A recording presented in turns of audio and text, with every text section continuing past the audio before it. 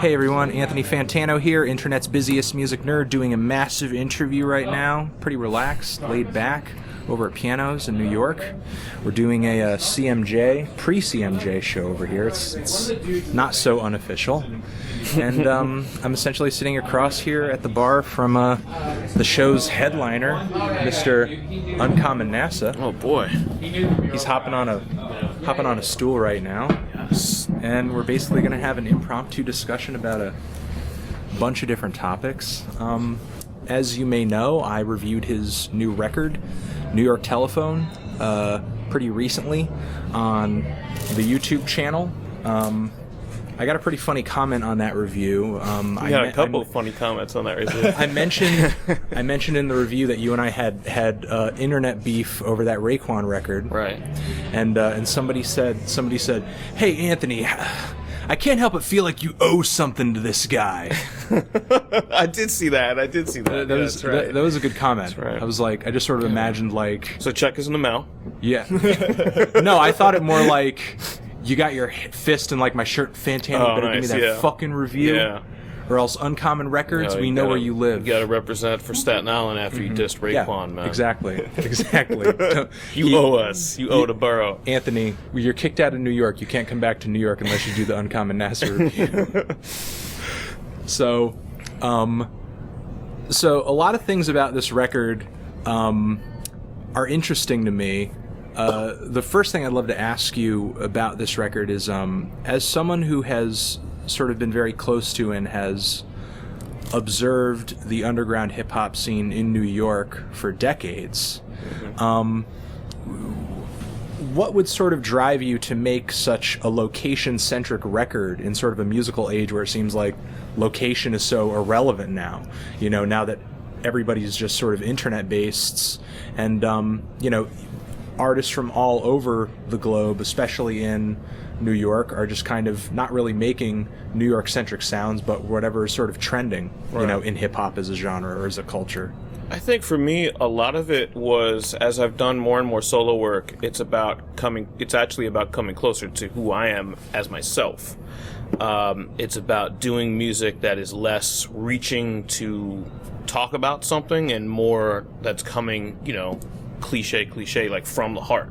And for me, from the heart is New York. It's New York hip hop. It's my experiences. So when I think back in my mind about, you know, things that I want to talk about an era of New York when you had to search for a payphone.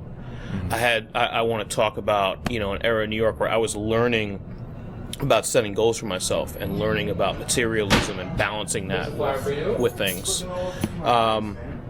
I think that was a lot of the messages in the record. I think also, you know, like a song like Pearl Street, it's about my early times in New York in the music scene and all the hope that was there financially at that time. You know, and I think to go back to the internet part of it, you know, I think the internet, it kind of churns and moves along, but I think people are really seeking, you know, a connection. They're seeking somebody to explain to them the way things were, not 30 years ago, not 40 years ago, but like fucking 10 years ago, you know, because there's a real loss of that information. And I think I was able to provide that on New York Telephone without it sounding like some retro rap bullshit.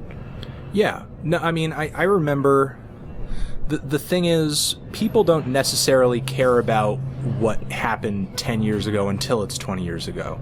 I mean, I remember at my college when sort of doing a college radio show in the mid and late 2000s, whenever I would play 80s hip-hop, like Public Enemy, or even like some Boogie Down Productions, or like even some Mobb Deep or something like that, like people couldn't give a shit, you know? And it's like, because that just happened, you know, right, like we can't be nostalgic about it yet, right, you know, but now that it's 2014, all of a sudden people can go back and listen to that 90s hardcore hip hop. Yeah.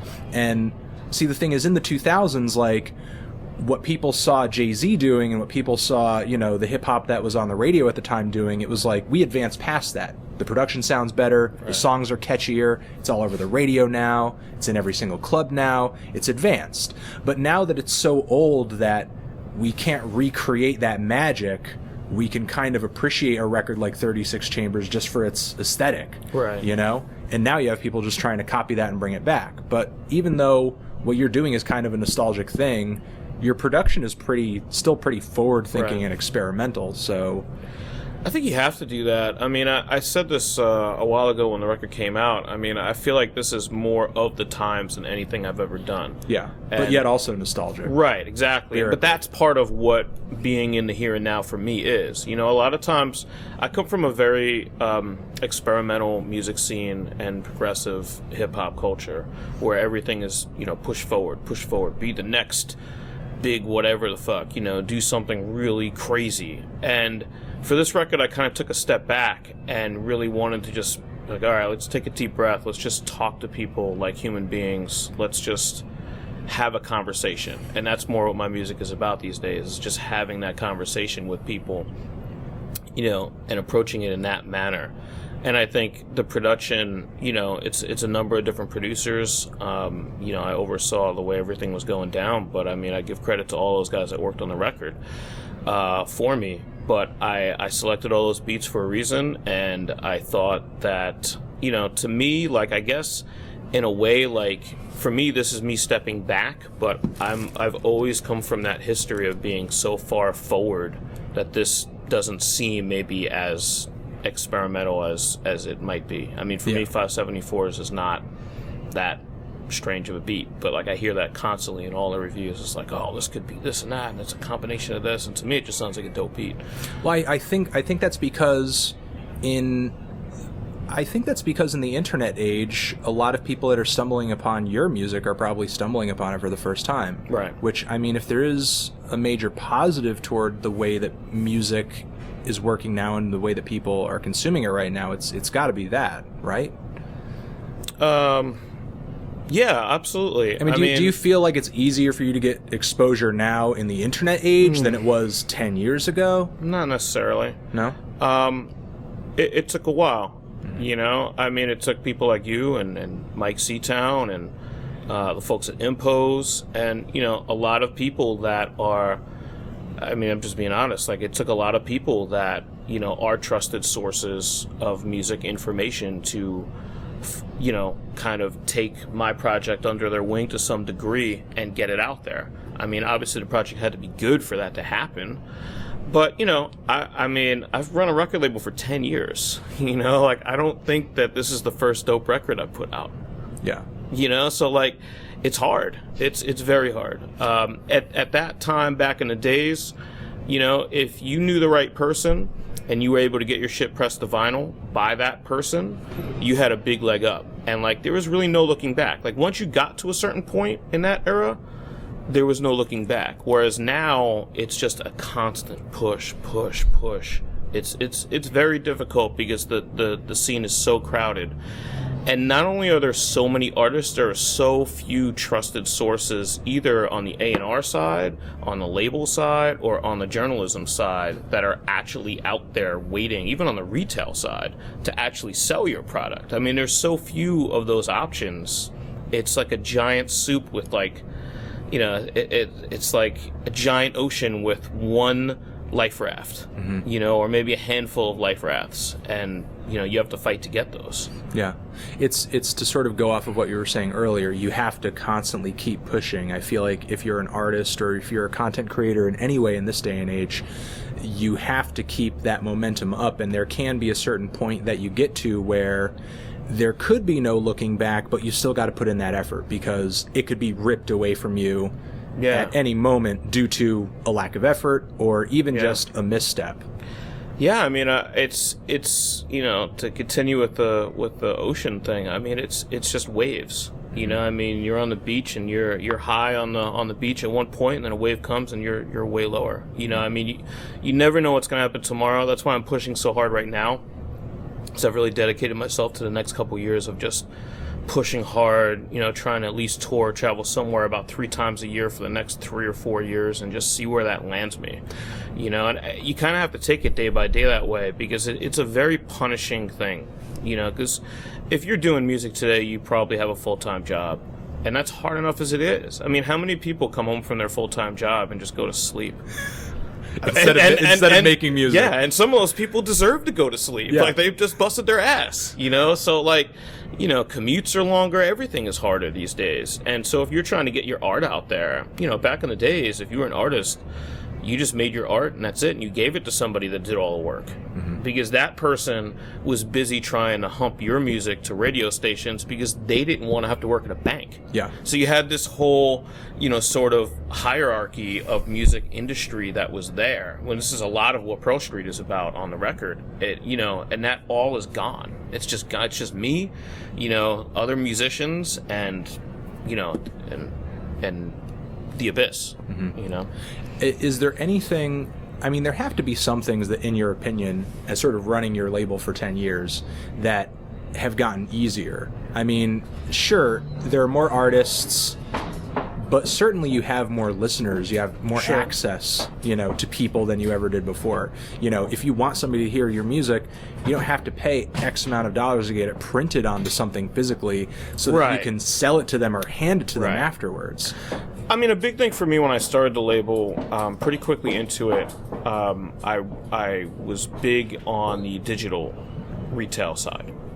In 2006, got the label a digital distribution deal that's still intact. You know, it's changed hands on the corporate side a couple times, but like it's, you know, it's been there. And so my music has been in iTunes and Amazon and eMusic and all those places that are here to stay or gone now or what have you. That was important to me because I felt like, as a label head at the time, the idea was to put out as much good music as possible to develop, you know, sort of a taste standard. You know, instead of, like, a lot of labels at that time were just pressing up one CD a year, and that just wasn't good enough for me. It wasn't worth it. I could do my own music at that point. But, like, on the label side, digital has definitely given you that effort, that ability, I should say. The one thing that I would say about, like, just things getting, you know, kind of quote-unquote easier is doing this music thing and running a label and promoting yourself. It's kind of like a workout regimen. You know, when you start working out, and I don't work out, so it's probably a bad analogy for me, but when you start working out, you know, things are really hard. You know, you might only be able to lift 20 pounds. You know, you lift 20 pounds for a couple weeks, all of a sudden you're lifting 40 pounds, all of a sudden you're lifting 80 pounds, then you're lifting 160 pounds, you're diesel. You can handle anything.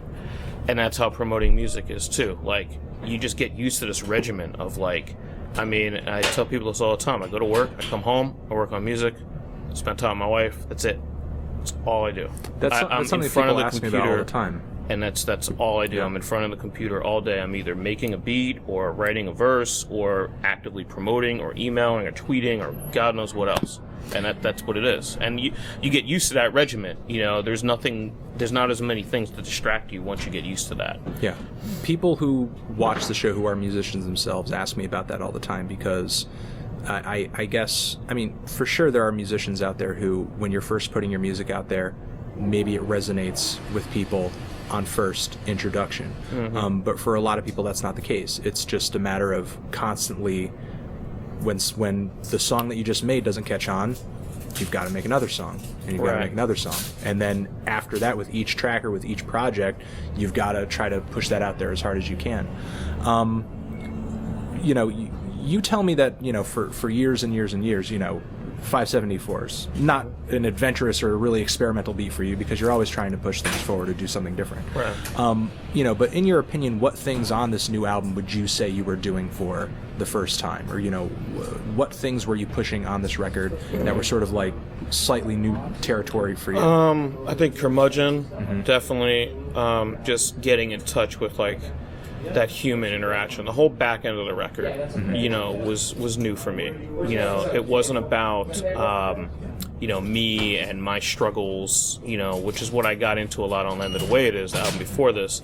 This was about, like, human interaction and, you know, disappointment from other people, you know, joy from other people. And I had never really approached that stuff before. So, like, Curmudgeon, Numb, Pearl Street to some degree also pushes the envelope as far as just song structure. I definitely wrote that, like, you know, with a syllable count. that went back and forth in an alternating pattern, and I had never done anything like that before, but I did that on Pearl Street. And, you know, whether that's heard or not, I mean, obviously the listener is not going to sit there counting my syllables and counting bars, but it's there, and if you listen to it, it has a different pattern and a different tone than the rest of the record. Surely that sort of thing vocally. is picked up subconsciously. Absolutely. Yeah. Yeah. I mean, I even think if so. you don't Yeah. count it out by number. Yeah, I think so, and that's what I felt that beat needed, because that beat was different. I just was in that zone that day, and like, but those are the songs that I think are the ones that pushed it. You know, that I pushed harder on. I mean, Destiny too, to some degree. Mm-hmm. Yeah.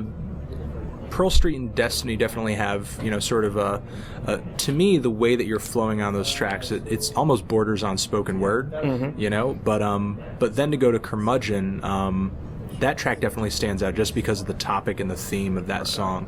And it almost speaks to sort of the oversaturation that's going on with music right now, because you're kind of talking about more of a personal oversaturation with having to deal or talk or be friends with or associate with so many people. Just sort of in a personal capacity, or sort of more in like a business capacity because of the position that you're in? I think both. You know, I think it gets tiring. I'll use the example. You know, I'm on Twitter all the time. I've been on Twitter since 2008, so I was one of the fairly early adopters. And you start to hear so many voices adding you. I can imagine it's far worse for you. But like, over the years, you know, you start to hear all these voices, and what happens in your brain is they all sound like the same person. Okay, because it's just text. So one day I might tweet at you, you know, and you've met me now, so now you understand what those texts mean. Yeah. Okay. It's got more context. Before you met me in person, I don't have any context. Okay. You might treat me equally, or I might treat somebody equally to someone that I have met that does have that context, and you now you're totally fucked. You know, because you're treating people that are coming at you in a nice way, maybe cold because you can't trust anyone on the internet you haven't met, or you're doing the opposite. You're giving everybody an open hug, you know, because here it is. And those sorts of things happen in real life, too, and that's what Curmudgeon is about.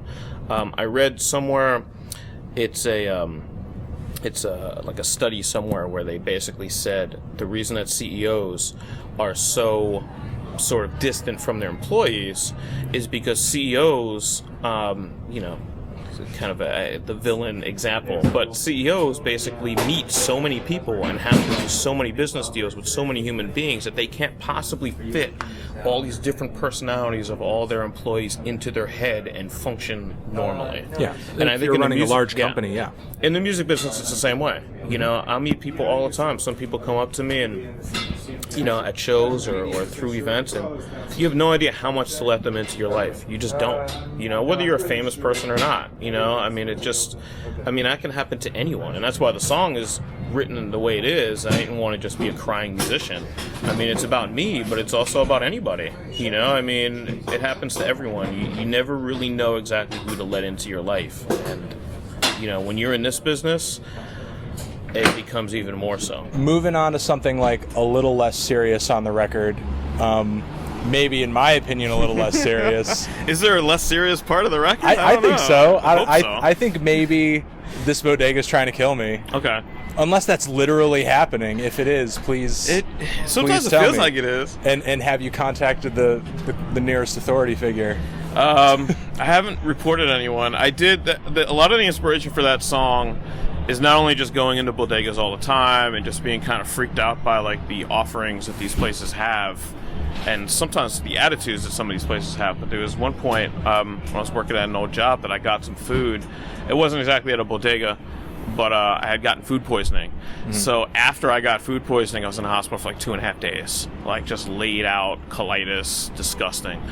And ever since then, that's when like your eyes and ears are up now. You know, now you're like, oh, okay, I can't just buy a turkey sandwich, panini at the bodega. You know, I can't just like get that's some gas station sushi. No, gas station sushi. Those things aren't going to work. So, I think it just worked conceptually. You know, like sort of the creeping like paranoia was kind of what I was trying to get across on the record to some degree of, that every New Yorker I think feels. And, you know, I had some personal experience, so it kind of played well into it. And I guess paranoia is something that plays into other tracks as well. Right. Most definitely. I mean, is that something that you personally feel as a New Yorker, or something that you feel more because of experiences like that, or just as you're getting older, or? Yeah, I mean, like on Paranoia Perception, from the record, it's the first time I sort of addressed some of that stuff, because I grew up, with some mental illness in my home. To get into super detail, you can listen to the song, but, I definitely am familiar with paranoia, schizophrenia, and, that's what that song kind of starts to delve into. I don't know how deep I'm going to go into that over the years. That's kind of like my first foray into it. But if you listen close enough to the record, you'll hear me drop like the word paranoia a couple times on a few different songs, even though those songs aren't particularly about that. So that's kind of where that comes from. And like I said, the whole wall's closing in, New York City, rat race, there's different levels of paranoia, different reasons for it, and that's part of it too, and that kind of works on the record. So I mean, there are a lot of personal tracks on the record that are just sort of your personal perception or opinion, or sort of what you've experienced in the past 10 years or so in the New York hip hop scene, and just sort of New York as kind of an entity.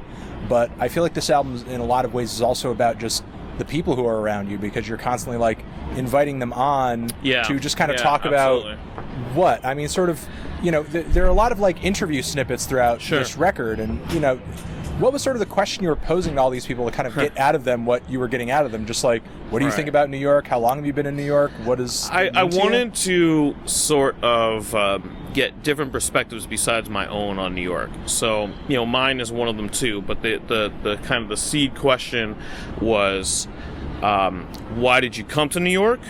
Why do you stay in New York? Or why did you leave New York? And that applied to all, like everyone that was asked was, essentially a New Yorker or somebody living here that's part of the scene. Everyone that answers the question is on the record, either as a cameo rap or as a producer or what have you. And that's what I wanted. I wanted it to be that deep. I mean, I didn't really, there's lots of MCs that I work with at Uncommon that aren't from New York, and I didn't really, as much as I would have loved to have worked with a lot of them, I didn't really employ any of them on this record because I knew what this record was supposed to be, and it had to kind of come from that first-person perspective. And that's where those questions came from, that's why I wanted them. I wanted other voices besides myself. I wanted this, as a solo artist, a lot of it is just you. That's why people love being in groups, is because, when you're able to speak to art in a group voice, it's a brilliant thing. And for this record and for the concept, I did want to have somewhat of a group voice there, even though it was going to be a solo record. Yeah, because it feels like, while the record is very much about your personal experience and it's about this place that you're in, and you do have songs on it like Curmudgeon, sort of about having those overwhelming relationships, this record also simultaneously seems so much about the people who are around you too. Right, yeah, absolutely. I mean, that's what it is, I mean, this is the scene, and, for better or worse, the scene that we have in New York in hip-hop, and it's about that underground scene. It's about my journey through it. It's about my journey through music and what my aspirations were when I was younger, what they were only a few years ago, what they are now.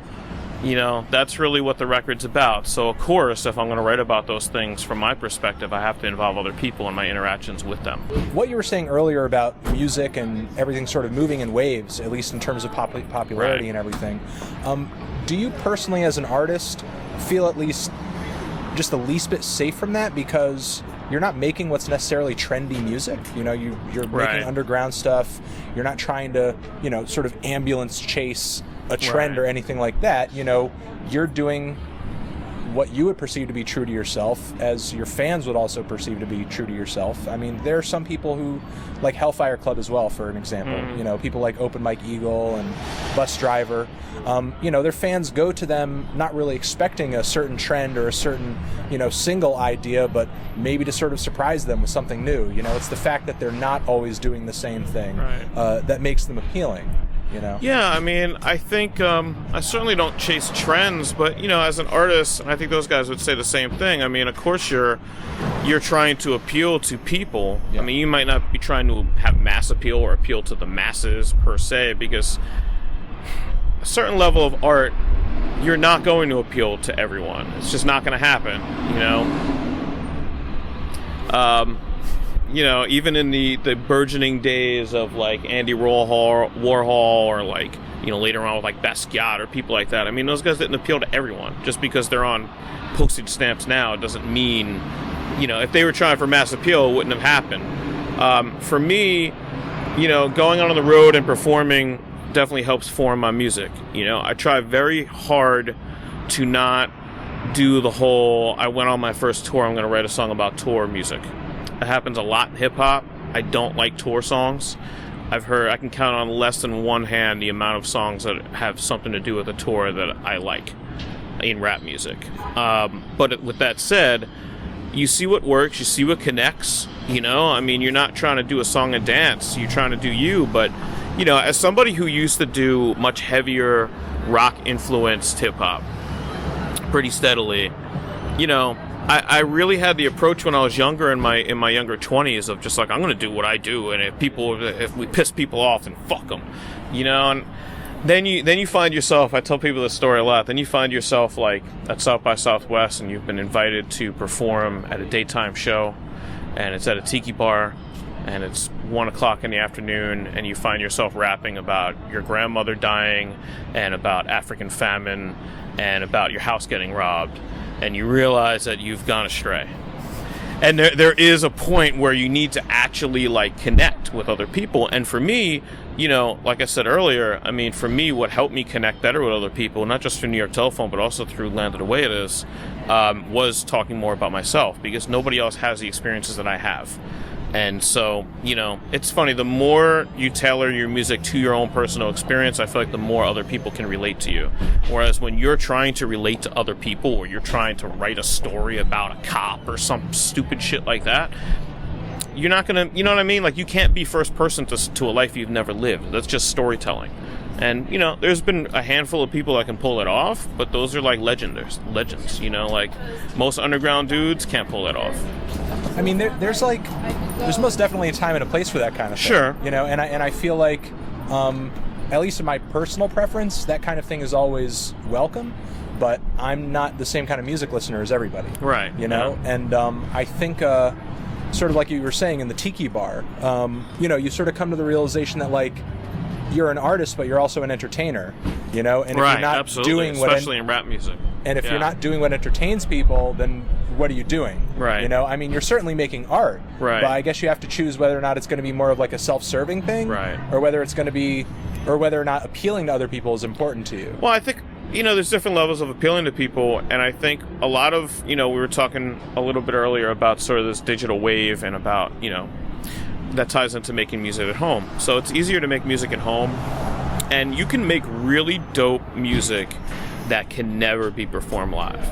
Like New York Telephone, I don't ever envision myself performing Paranoia or Perception or Pearl Street live. No. It's just not going to happen. It doesn't have like a live vibe to it. Because it would just depress everyone. Like, people come to shows, no matter what your music is about. It could be about really dark shit.